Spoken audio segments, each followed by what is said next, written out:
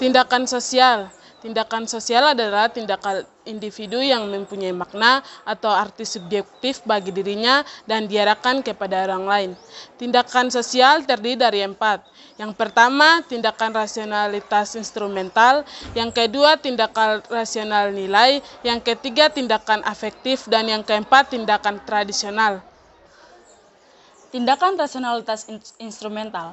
Tindakan rasional instrumental adalah tindakan yang dilakukan dalam kesadaran dan penuh perhitungan. Contoh tindakan rasionalitas instrumental, yaitu menabung, bekerja, bertransaksi, dan lain sebagainya. Rasional nilai. Rasional nilai merupakan tindakan yang dilakukan dengan penuh pertimbangan nilai seperti moral, etika, dan juga religi. Contoh yang dapat kita lakukan yaitu dengan berderma. Tindakan afektif. Tindakan afektif adalah tindakan yang dilakukan seseorang melalui emosi atau perasaan tanpa perencanaan.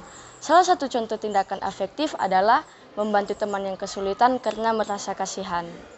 Tindakan tradisional, tindakan yang sudah lazim dilakukan atau sudah menjadi kebiasaan.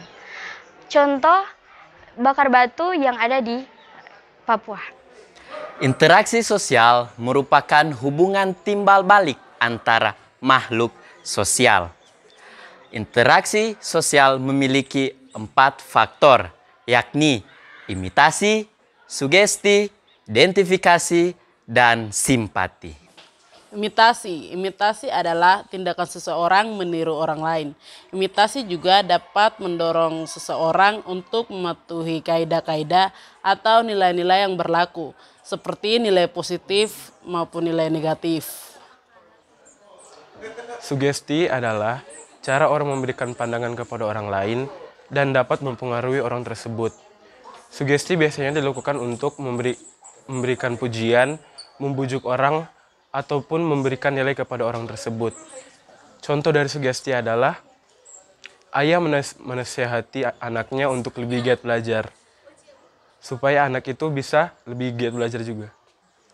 Identifikasi merupakan kecenderungan dalam diri seseorang untuk menjadi seperti orang lain atau pihak lain. Identifikasi lebih mendalam ketimbang imitasi. Contohnya seperti seorang anak laki-laki yang dekat dengan ayahnya mempunyai kecenderungan untuk menjadi seperti ayahnya. Simpati merupakan suatu proses di mana seseorang merasa tertarik dengan orang lain. Dorongan utama simpati adalah bekerja sama dengan orang lain dan memahami orang lain.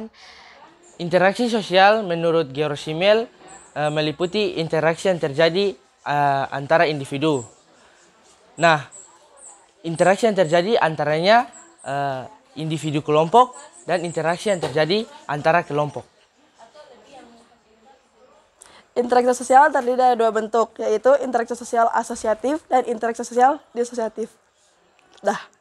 Interaksi sosial asosiatif. Interaksi sosial asosiatif adalah jenis interaksi sosial yang mengarah pada kerjasama antara individu atau kelompok.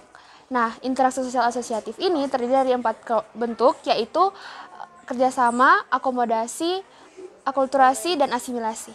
Disosiatif adalah situasi saat hubungan antara individu atau kelompok bersifat konfrontatif atau tidak seimbang.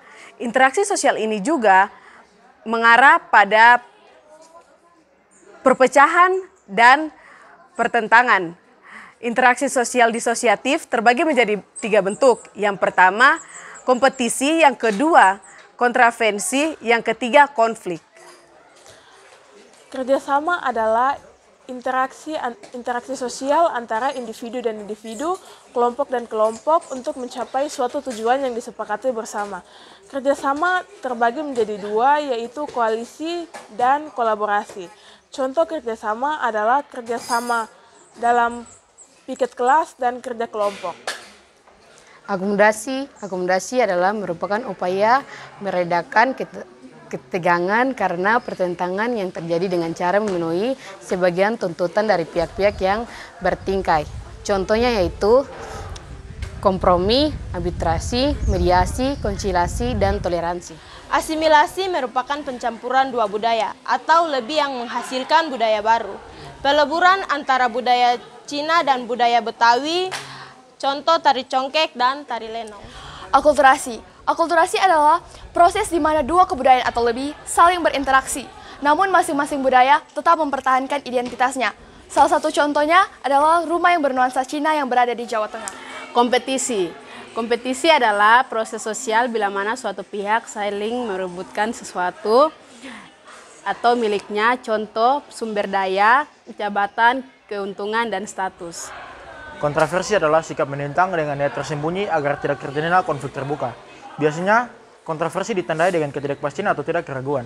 Di dalam kontroversi memiliki banyak jenis, tapi saya hanya mengambil 3 jenis karena 3 jenis ini biasa terjadi di sekitar lingkungan kita. Seperti pertama adalah kontroversi umum, kedua adalah kontroversi sederhana, dan ketiga adalah kontroversi rahasia.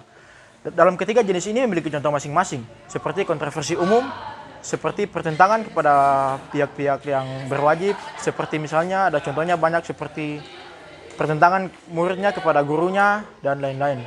Ada juga kontroversi sederhana. Di dalam kontroversi sederhana biasanya berisi penyangkalan, misalnya penyangkalan terhadap apa yang dia perbuat tapi dia menyangkal begitu. Dan ketiga adalah kontroversi rahasia. Sesuai dengannya yaitu rahasia, yang biasanya seseorang membutuhkan rahasia kepada orang lain. Terima kasih. Konflik. Konflik merupakan proses disosiatif di mana pihak yang terlibat berusaha mencapai tujuannya dengan cara menantang, menggunakan kekerasan, dan sebagainya. Meski memiliki dampak negatif, konflik juga memiliki dampak positif, yaitu memperkuat rasa solidaritas karena memiliki musuh yang sama.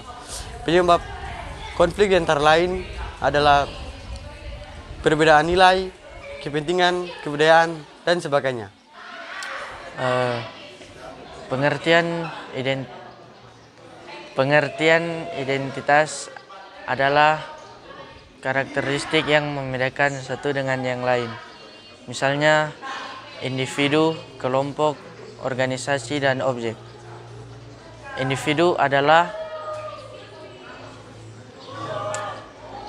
identitas yang bisa berupa nama seseorang dan usia seseorang.